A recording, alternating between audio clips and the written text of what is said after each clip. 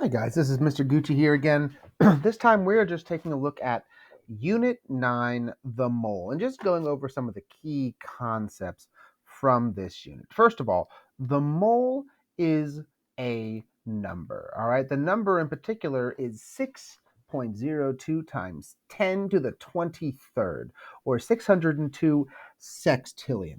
That is a very important number in chemistry because that number of protons or neutrons is going to weigh 1 gram. And so if you have 1 mole of any atom, it's going to weigh in grams the amount of protons and neutrons that the atom has. If you have a mole number of molecules, then it is going to weigh however many protons plus neutrons all the atoms have together. So this mole number is a little convenience that allows us to convert between very, very small but important numbers of atoms reacting with each other and helps us convert it into real world amounts. Okay.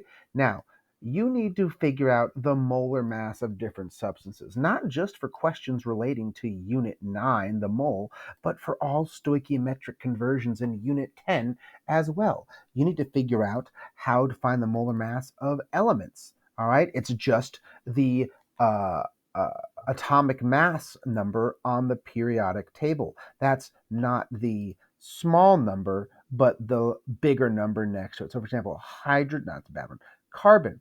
Carbon's atomic mass is 12.011. So, 1 mole of carbon will weigh 12.011 grams. All right.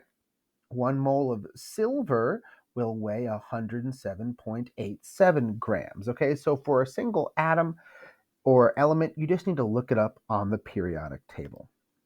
For compounds, you need to add together all of the atoms in that compound to find its molar mass. So, for example, water, which is H2O, you would need to add an H, 1.0078, another H, 1.0078, and an O, 15.999. Okay, however many atoms are present, that's how many you need to add. CO2 is going to be a C, a carbon, and 2 oxygens.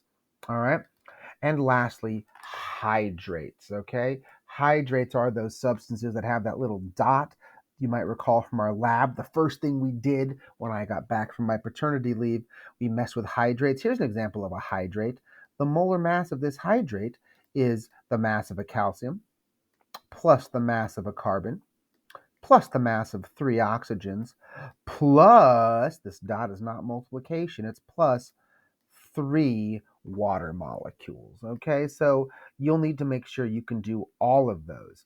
You'll have to make sure you can do mole mass conversions as well as mole volume conversions. All right, you need to make sure you can do all of that. Lastly, there will be a percent composition problem on this on the test, and there will be an empirical formula problem. Both of those will appear. So you just have to be prepared for that, okay? Keeping that in mind, let's see here. I don't know if there's going to be an actual molecular formula from empirical formula question on here. So you should focus your efforts on percent composition problems and empirical formula problems. And we'll work on some of these up next, all right? Good luck.